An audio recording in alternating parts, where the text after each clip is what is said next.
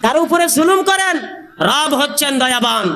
তো এই সমস্ত কথা বলার কারণে মানুষের ঈমান চলে যাবে। তো ঈমান কিন্তু সবচেয়ে গুরুত্বপূর্ণ একটা নিয়ামত, শ্রেষ্ঠ একটা সম্পদ।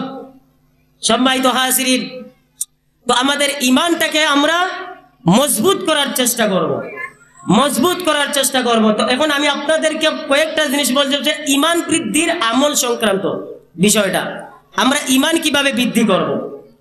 ঈমান বৃদ্ধির আমল, আমাদের ঈমান বাড়ানো দরকার। ঈমান বাড়ানোর দরকার আছে না নাই? ঈমানের শক্তি বৃদ্ধি করা প্রয়োজন।